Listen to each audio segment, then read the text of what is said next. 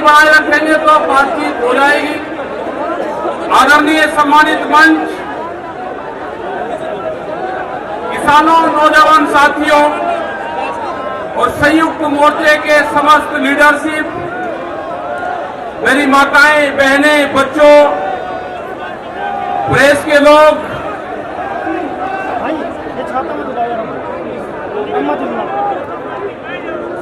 अरे दोस्त भाई इसमें लग रहा है यार, भैया थोड़े आगे कर लो यार, के लोग और जो व्यवस्थाओं में लगे हुए हैं, शहर के लोग जिन्होंने इस आंदोलन में बहुत सहयोग करा, यहाँ के दुकानदार, यहाँ के व्यापारी,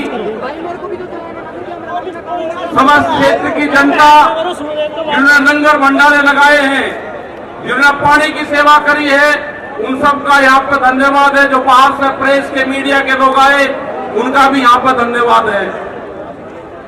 देखो, मुद्दा क्या है कि पिछले 9 महीने हुए, 9 महीने से जो आंदोलन देश की राजधानी में कई लाख आदमी दिल्ली को घेर के बैठे हुए हैं। भारत सरकार ने 22 जनवरी से बातचीत को बंद कर दिया गया है।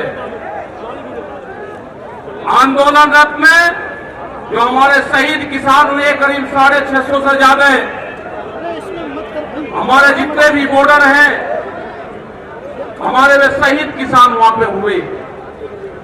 प्रधानमंत्री भारत सरकार ने एक भी जवाब ये नहीं दिया कि हम 1 मिनट का मौन धारण करेंगे।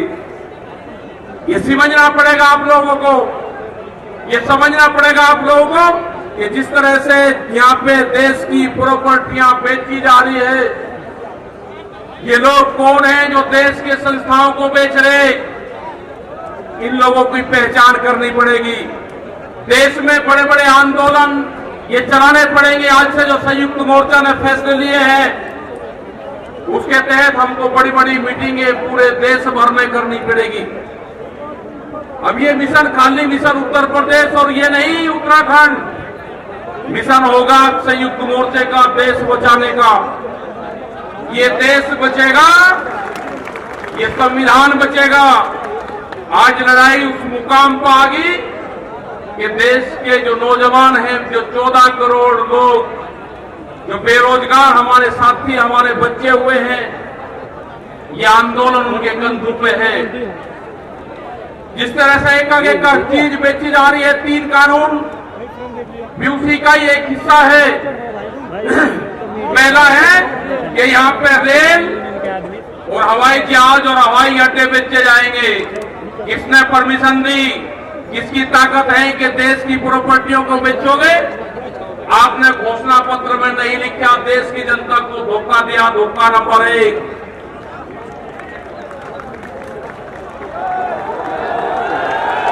धोखा नंबर 2, धोखा नंबर 2, बिजली बेचेंगे, प्राइवेट करेंगे बिजली को। ये धोखा नंबर 2 कहीं घोषणा पत्र में नहीं लिखा। जब वोट मांगी, नहीं कहा कि बिजली भी बेचेंगे।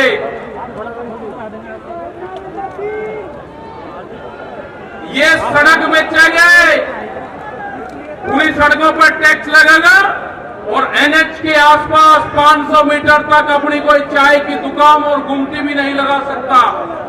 अगर किसी ने चाय का खोखा रखा तो वह जमीन उसकी गांव समाज में नहीं होगी। ये सड़कों को बेचने का काम करेंगे।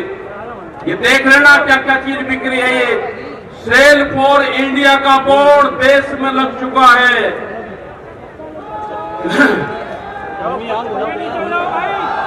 ये है LIC, जो बड़ी कंपनी देश की, बैंक, ये सब बिक्रे हैं। इनके खरीदार कोई और नहीं है, खरीदार अडानी और अंबानी है। ये बिक्रे हैं सब। FCI की जमीन जहां पे हमारा भंडारण होता था, वे पूरी जमीन, पूरे गोदाम अडानी को दे दिए गए हैं। पूरी FCI के जो गोदाम है अडानी के कब्जे में है। आपके पास में, भारत सरकार के पास में कोई भी गोदाम अब नहीं बचा है। देश के बंदरगाह, पूरा जो समुद्र के तट थे 100-100 किलोमीटर किलोमीटर तक एक कंपनी को बेच दिए। वे बंदरगाह भी बिके, ये भी आपको जानकारी होनी चाहिए। वहां पे जो मछली पालन किसान हमारा था, जो नमक का किसान हमारा था, सब खत्म हो गए। बड़े बड़े बंदरगाह वहां पे बिक चुके हैं।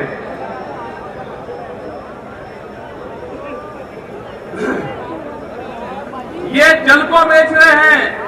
जल का पूर्ण रूप से प्राइवेट कंपनियों को नदियां बेची जा रही है।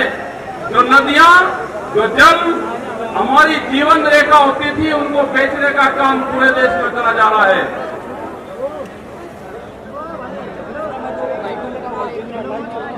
ये इंडिया ऑनलाइन सेल, मतलब कोई भी कीमत किसी भी चीज की लगा सकता है। भारत बिकाऊ है, ये भारत सरकार की पॉलिसी है। अब खतरे में कौन कौन है? ओएनजीसी, बीपीसीएल, इस्पात, शिक्षा, प्राइवेट, जो चिकित्सा हो रही है, और देश के संविधान भी खतरे में है। जो बाबा भीमराव अंबेडकर का संविधान था, वो भीड़ में बता जा रहा है। हम उसको भी बता रहे हैं कि बाबा भीमराव अंबेडकर का संविधान भी खतरे में है, उसको भी बचाना है। और ये खेती किसानी जिससे ये आंदोलन शुरू हुआ, ये खेती और किसानी भी बिक्री के कगार पे है। हमारी समझ में जब आया, जब देश की खेती बिकने के कगार पाई, जब ही आंदोलन शुरू हुआ। उसके 3 कानून 9 महीने से किसान आंदोलन है, वो करने को तैयार नहीं है। आज हालात ये है कि आपका 10 साल पुराना आगे के 10 साल पुराना ट्रैक्टर नहीं चलेगा, वो भी इसी में आता है। आपको बैंक में कर्जा आप दुगना ले लो, आपको बैंक दुगना कर्जा दे देगा। आपको बैंक कहेगा कि गोल्डन कार्ड बना दिया, आप कर्जा ले लो, फसलों के भाव नहीं आपको देंगे। हम जिस जमीन पर आए हैं, ये जमीन उत्तर प्रदेश की जमीन, और जहां पे मुजफ्फरनगर का जो क्षेत्र है, ये गन्ने की बेल्ट है पूरी। क्या इन लोगों ने ये नहीं कहा कि जब अगर हमारी सरकार आएगी तो हम 450 रुपए गन्ने का भाव देंगे? ये कोई भाव देने को तैयार नहीं है। यहाँ पे सरकारें पहले भी आई जिन्होंने 80 रुपया रेट बढ़ाया, दूसरे वाली सरकार आई 50 रुपए रेट बढ़ाया। क्या योगी सरकार उन दोनों से कमजोर है? 1 रुपया रेट नहीं बढ़ाया। हमारा 12,000 करोड़ रुपया से ज्यादा आज शुगर फैक्ट्री पे सरकार पे बकाया है। अगर हम मानते हैं तो कहते हैं कि ये राजनीति कर रहे हैं। अगर ये मुद्दे उठाने राजनीति है तो ये मुद्दे यहाँ के लोग उठाते रहेंगे। हमें बहुत तरह के एलिगेशन लगाए गए। हम 9 महीने से वहां पे हैं, आप लोगों के बीच से वहां पे गए। आप बहुत जिम्मेदारी के साथ में वहां पे छोड़ गए। पूरा संयुक्त मोर्चा दिल्ली के चारों तरफ है। हम घर नहीं जाएंगे। मुजफ्फरनगर में भी आए तो सिर्फ संयुक्त मोर्चे की मीटिंग में इस मैदान में आए। इस मैदान से बाहर मुजफ्फरनगर की जमीन पर पैर नहीं रखेंगे।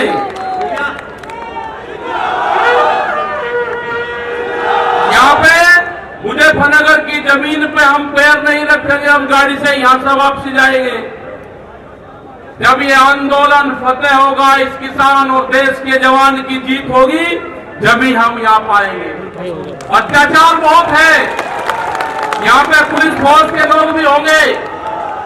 यहाँ पे पुलिस फोर्स के लोग हैं, उनकी सैलरी 25 और 30 हजार रुपए है। ड्यूटी में 24 घंटे देंगे। मास्टर जो प्राइमरी का टीचर है, उससे आधी सैलरी उनकी होगी। वे आवाज नहीं उठा सकते, उनकी आवाज को दबाया जाता है। उनका जो क्वार्टर है वो 500-600 फीट में है। उनके क्वार्टर बड़े बड़े, उनकी सैलरी भी टीचर के बराबर उनकी सैलरी हो। वे ड्यूटी देते हैं 24 घंटे। जितने भी सरकारी कर्मचारी हैं, उनकी पेंशन खत्म करोगे। एमपी एमएलए की पेंशन लोगे तो 2-3 कर्मचारियों की पेंशन खत्म करोगे। आप देश में प्राइवेटाइजेशन करोगे तो रोजगार खत्म होंगे। हमारी समझ में एक बात नहीं आई जो बड़ी बड़ी कंपनी 67,000 और 1 लाख करोड़ रुपया सरकार का लेकर भाग जाती है, संस्थाएं बेच रहे हैं, वो पैसा कहां जा रहा है? अगर पूरे हमारे संस्थाओं के रेलवे बिक्री है, रेल के 4.5 लाख कर्मचारी बेरोजगार होंगे।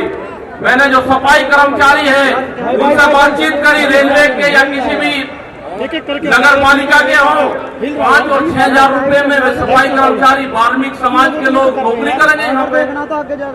अगर ठेका पड़ता होगी तो रोजगार जाएंगे। अगर प्राइवेट कंपनी के हाथ में ये कंपनियां जाएंगी, इस तरह से रेलवे गई, 4.5 लाख कर्मचारी बेरोजगार होंगे। जो रेहड़ी पटरी के लोग अपना रोजगार चलाते थे, वे 4.5 करोड़ लोग हैं, वे बेरोजगार होंगे। बड़ी बड़ी एमोजेन जैसी कंपनी आ रही है जो इस देश में व्यापार करेंगी, इस देश में मॉल खुलेंगे, वे हमारे मजदूर भाई कहां जाएंगे? ये उनकी भी लड़ाई है। ये लड़ाई जितनी भी संस्थाएं बिक रही है उसकी लड़ाई है। और आपने आगे की और हम बात बता देना चाहते हैं, ये लड़ाई शुरू हुई 3 काले कानून से, ये लड़ाई शुरू हुई एमएसपी पे गारंटी कानून से।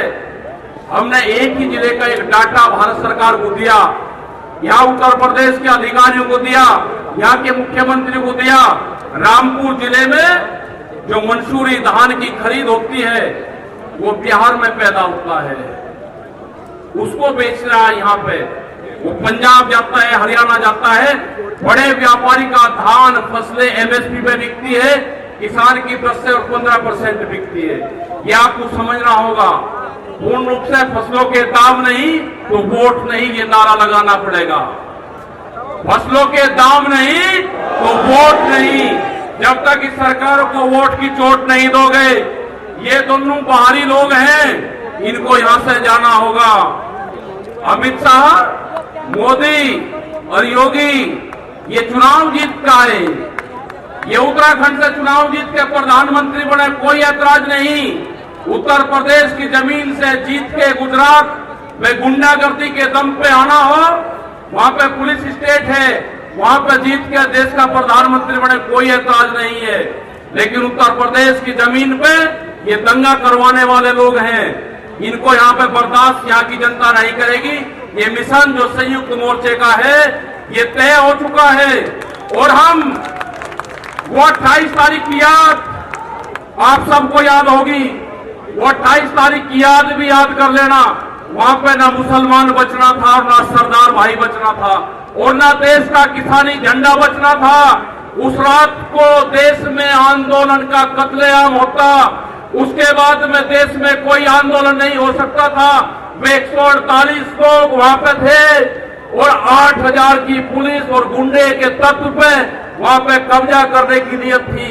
लेकिन वे बहादुर लोग वहां पे थे जो 20 मिनट के बाद ही जो वहां से घोषणा हुई, वे 20 मिनट बहुत महत्वपूर्ण थे। जब देश की जनता साथ में खड़ी हुई, जब हमने जल मांगा तो गंडेला खाप हरियाणा, पूरा हरियाणा खाप सड़कों के ऊपर था, पूरा उत्तर प्रदेश सड़कों के ऊपर था। ये तरह का तोड़ने का काम करेंगे, हम जोड़ने का काम करेंगे। ये सरकारें आपसे फिर वादा लेकर जाते हैं कि वहां पे अगर हमारी कब्रगाह वहां पे बढ़ेगी, हम मोर्चा नहीं छोड़ेंगे। अगर हमारे शहीद होना पड़ेगा तो हम मोर्चे पर होएंगे, या तो जीत का आएंगे, बगैर जीतने नहीं आएंगे वापसी। ये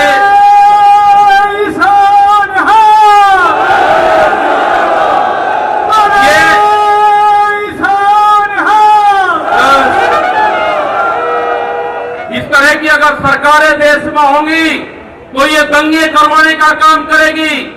पहले भी नारे लगते थे जब टिकैत साहब थे, अल्लाहू अकबर, अल्लाहू अकबर, ये नारे लगते थे। हर हर महादेव और अल्लाहू अकबर के नारे इसी धरती से लगते थे। ये नारे हमेशा लगते रहेंगे, ये नारे हमेशा लगते रहेंगे। दंगा यहां पर नहीं होगा।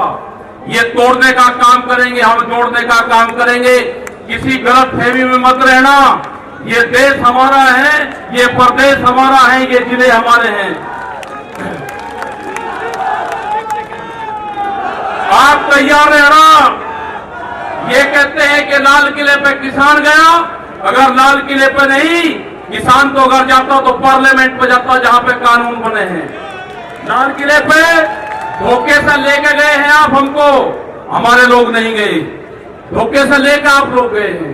क्या कोई देश की एजेंसी है कि जो उसको जांच कर दे? क्योंकि कोई एजेंसी बोलने को तैयार नहीं है। पूरे देश पे इनका कब्जा हो चुका है, पूरी एजेंसियों पे। देश में कैमरा और कलम पे बंदूक का पहरा है। कैमरा और कलम पे किसी प्रेस की हिम्मत नहीं कि वो किसान के पक्ष में दिखा दे, निगेटिव दिखाते हैं बहुत प्रेस के लोग। तो इन सब लोगों को आपको ध्यान रखना है, ये आंदोलन जारी रहेगा।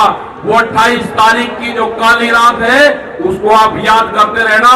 हम वहां से हटेंगे नहीं, किसी भी कीमत पर वहां से जाएंगे नहीं। देश के नौजवानों का रोजगार का सवाल है। 450 रुपया क्विंटल गन्ने का इन्होंने भाव की बात करी थी, वो चाहिए हमको। हमको फसलों पे एमएसपी की गारंटी चाहिए। प्रधानमंत्री ने कहा कि 2022 में फसलों के रेट दुगने होंगे, आमदनी दुगनी होगी। 3 महीने की बात रह गई है, 1 जनवरी से बिकने वाली फसलें दुगने रेट पे बेचेंगे। ये प्रचार हम करेंगे, हम जाएंगे देश की जनता के बीच में, पूरे देश में संयुक्त मोर्चा आंदोलन करेगा। और हमने बार बार कहा कि हमारे पंच भी यही है, हमारा मंच भी वही है। आपने बात सुनी, ये 20 लाख से ज्यादा लोग मुजफ्फरनगर की जमीन पाए, इन सब का बहुत बहुत धन्यवाद, सभी वॉलंटियरों का धन्यवाद। अभी हमारे कुछ लीडर रह रहे हैं, आप उनकी बात सुनोगे। धन्यवाद। जय हिंद, जय भारत। वाहेगुरु जी का खालसा, वाहेगुरु जी की फतेह। बैठो बैठो। इंडिया प्लस न्यूज, सिर्फ वही जो सही।